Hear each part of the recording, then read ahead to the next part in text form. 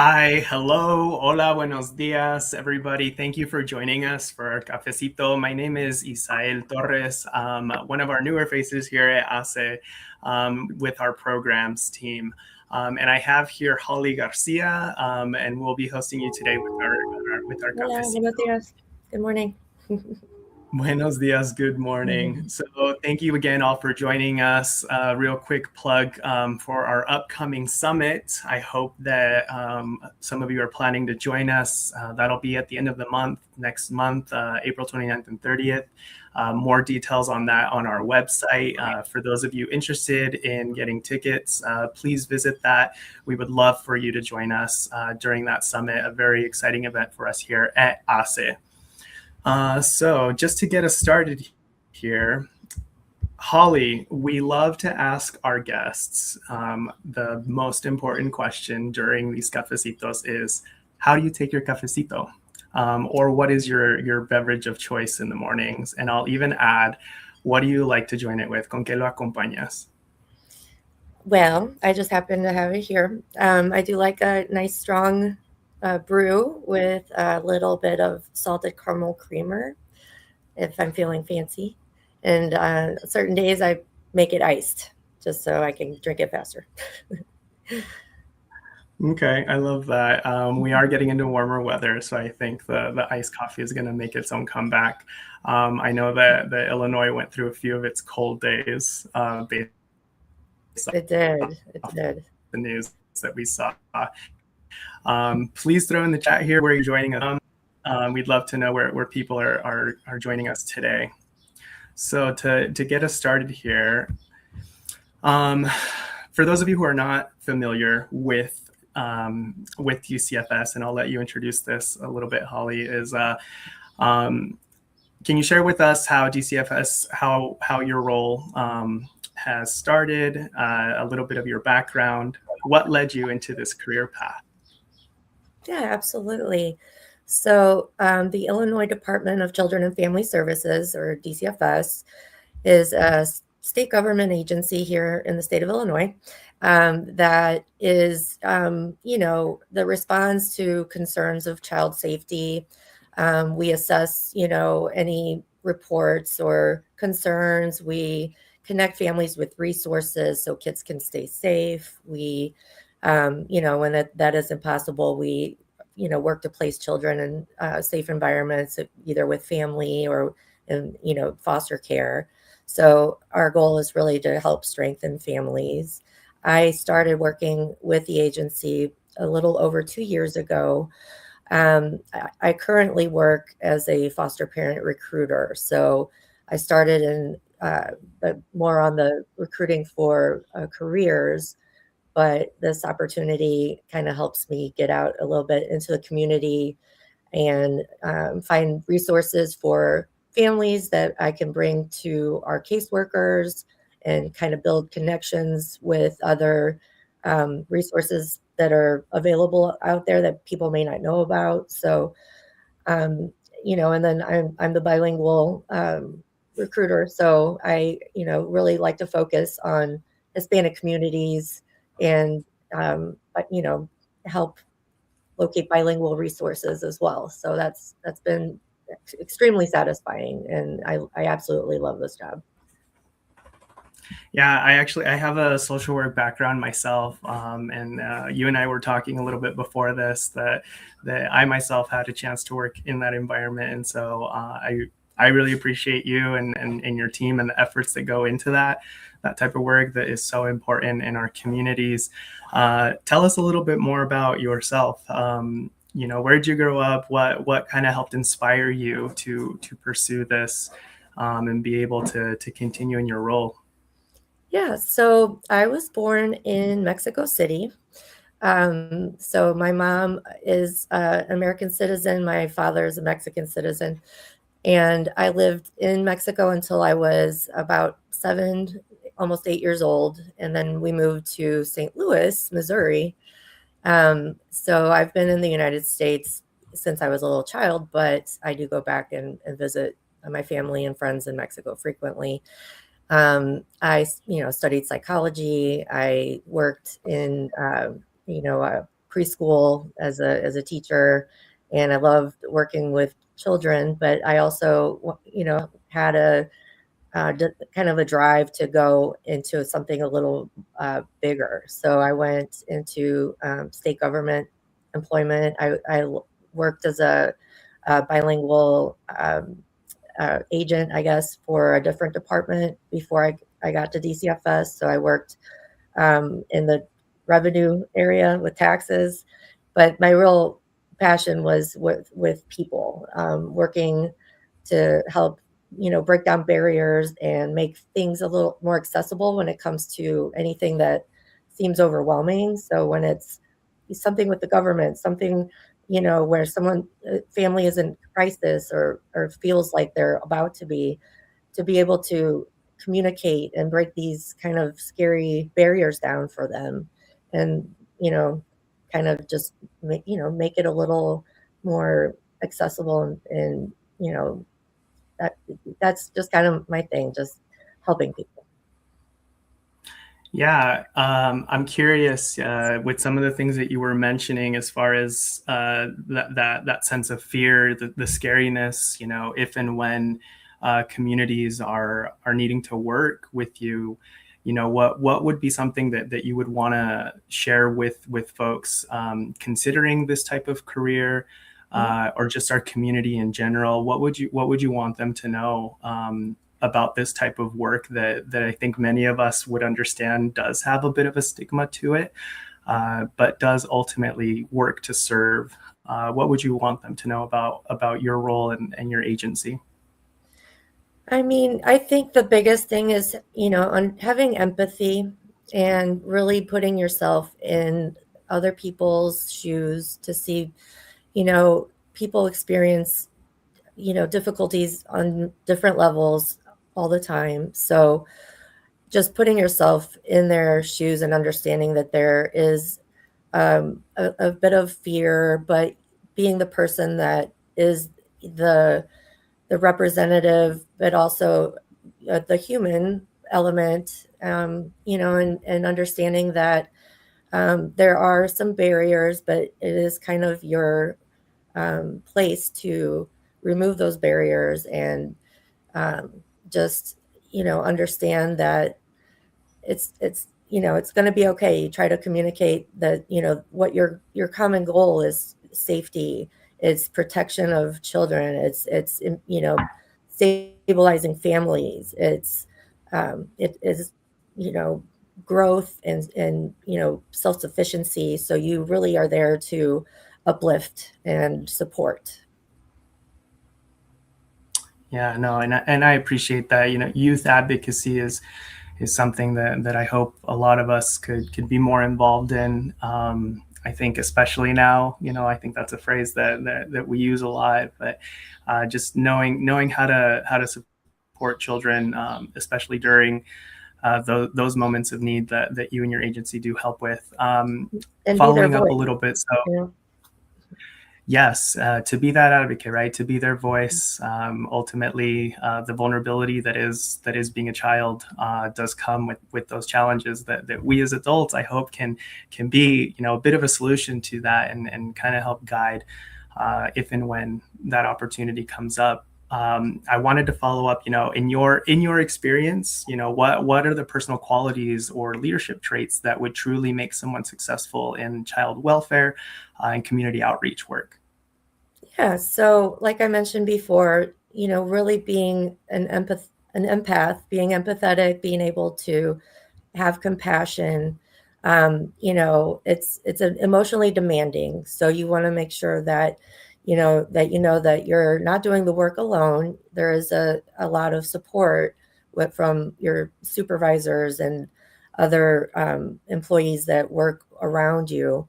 But understanding that um, you're tasked with a lot of different things with different timelines. So trying to stay organized, somebody that is adaptable to changes. So you have to understand that it's not just a simple timeline all the time. So being adaptable, being empathetic, and just remembering what the mission is at the end of the day, that you're doing a part that's of something bigger. And, even when you have a bad day, know that you're making a difference. You mentioned that emotional aspect of the work. How do you? I'm curious to know how do you take care of yourself, and how do you help others that you work with take care of themselves or help take care of them during those challenging moments? Well, I've been really lucky to work with some really amazing people on many different levels. So, I feel like there is a, a similarity between a lot of us and the why we're here and what we care about. So, really continuing to keep that line of communication open with those around you in the workplace, but also I have a strong network of friends outside of work. So just being able to do fun things, self care, a little self pampering here and there, taking walks, art, things like that. So making sure that you disconnect a little bit and pamper yourself. Yeah, it's definitely a different kind of strength that folks like yourself bring into that environment to, to be able to accomplish the overall vision, right? I think you mentioned being able to be a voice for children, a voice with families, provide that safety, but also being able to take care of yourself. It's not the normal 9 to 5, I think, that a lot of us might experience. And so I really appreciate that. Tell me, as a bilingual professional, that you're serving these diverse communities, what impact have you personally seen language access and cultural representation make for the families that you've worked with? Yeah, that is a really good question. I work in a region of the state that is it's very diverse in the sense that it's changing. It hasn't quite changed as much as other areas of the state may have, but it is changing. So I've been able to go into communities that are transforming and really connect with people. And, I've experienced some surprise that there are resources out there for people, that we can meet them where they are. We can, find and connect them with things that, kind of speak to their experience. And, we can accommodate. We have everything that we have in English. We also have translated. So documents, trainings for foster parents, just being able to have a casual conversation and be able to explain things, at a just low, human level. So I've been able to really see some, surprise and some gratitude in being able to, meet someone where they are versus asking them to, reach into some place where they're not necessarily comfortable when things are already kind of, a little uncertain. For sure, yeah, that environment definitely comes with its level of chaos that you and others are helping manage.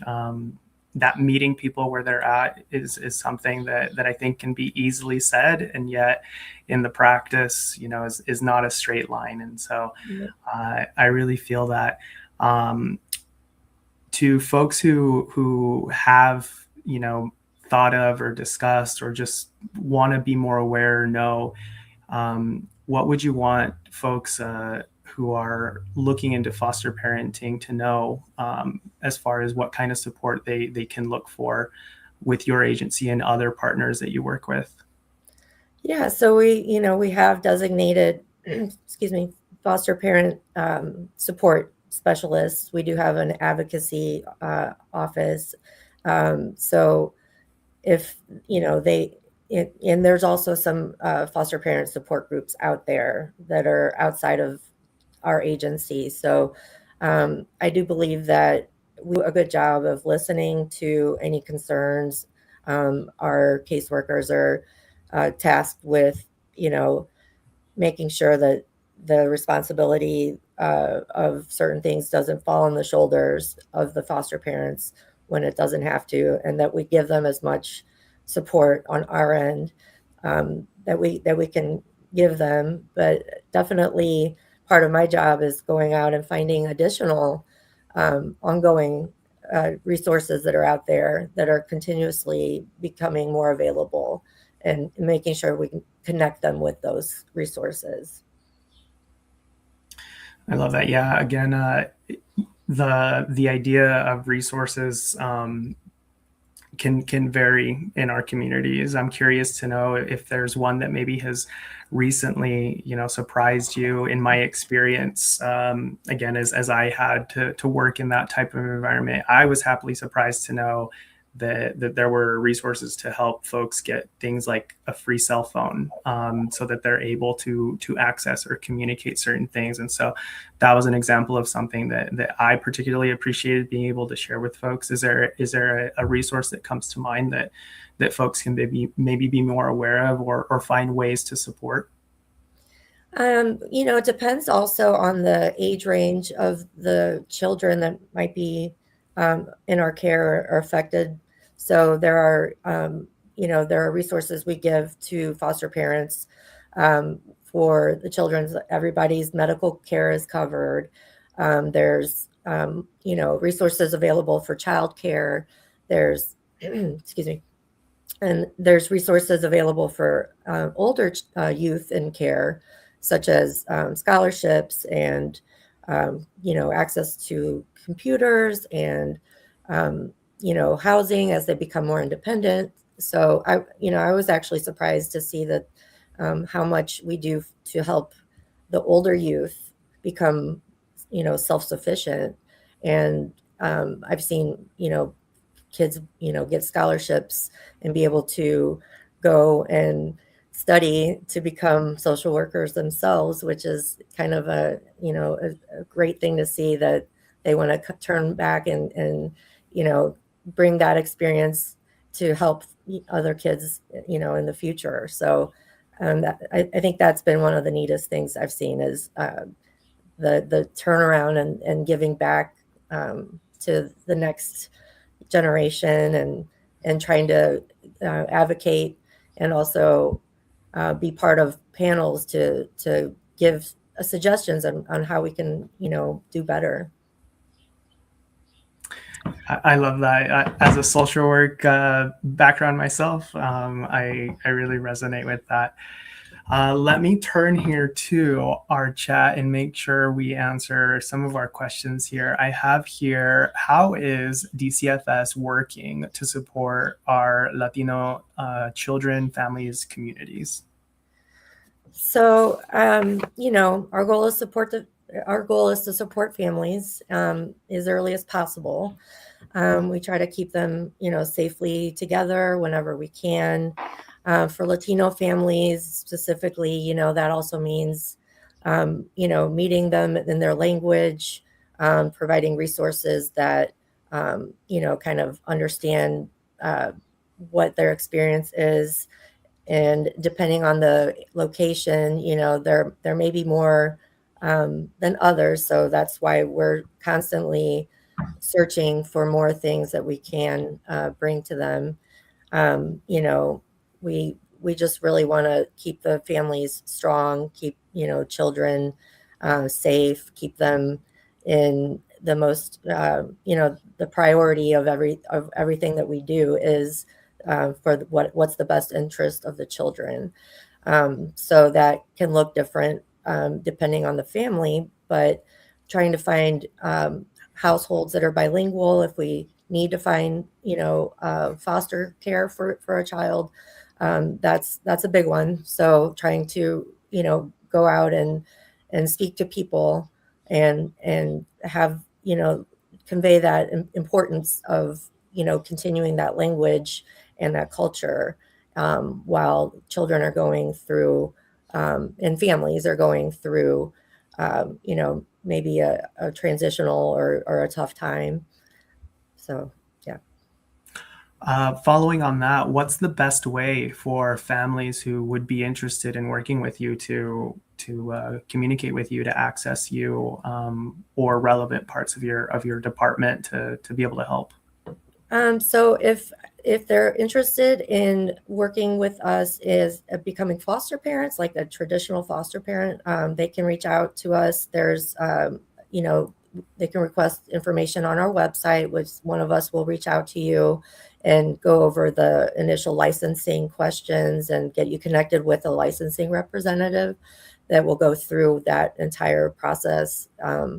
If you're interested in, sharing a resource, then you can, I can share my information and connect you with the correct region, the correct office, depending on where that resource is, that could be helpful for families, whether they be foster families or families that are currently needing support. So, absolutely, we would be more than happy to take any interest, anybody that wants to help with becoming foster parents or sharing um, some really good resources with families. More than happy to help with that. Let me look at the chat, make sure here. How can someone, let's see, what kind of support are available to Latinos? So Latino employees, well, we do different things. We do have a Latino Advisory Council that kind of promotes the education and training, and they hold monthly meetings. They kind of communicate with the director. Anything that specifically would help with serving Latino communities.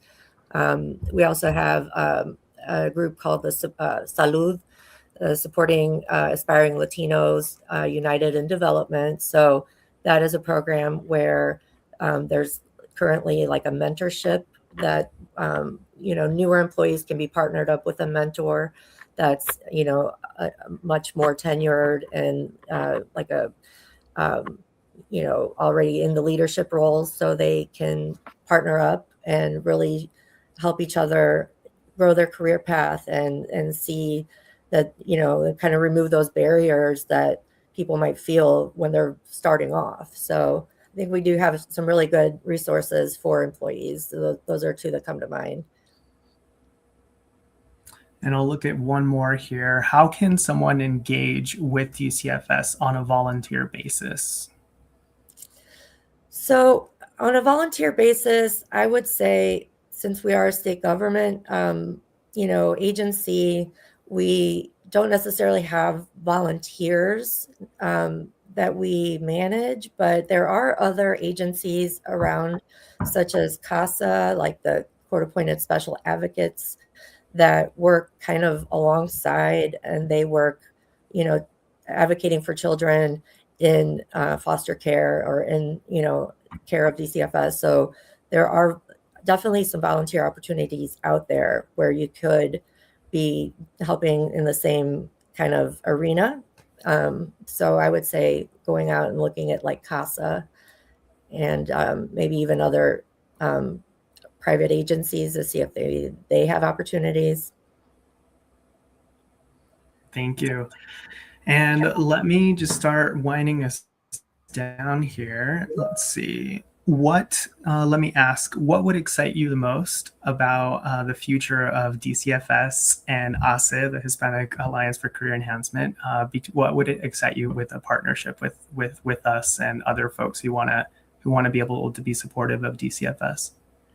Yeah, that's a great question, and I really do think that this is the beginning of a great partnership, and I'm excited to see how how we're able to connect with a broader range of people that we would be unable to have connected with before. And I really do think that it's a great support for each other. I would love to see how that impacts the growth in the Latino um, population, or Latino, the number of Latino employees, which we currently have about 173, 175. And I really do feel that that number could be so much more. And, just really kind of match the communities that we serve. So I think this partnership will be a wonderful step in the right direction. I hope so. Yeah. Again, as that social work background myself, I thank you so much. I really look up Thank to you. you. I admire you and your team. I would say you're unsung heroes in our communities who are going in and doing a lot of the type of work that is very much needed. And so thank you so much for that. Well, with that, I think that we'll wrap up today's Cafecito. Thank you, everyone, for joining. Again, please look out for information about our upcoming summit. And if you have any interest, I know that Holly here would welcome any further questions. So thank you so much. Absolutely. Yeah, thank you so much for having me. Thank you.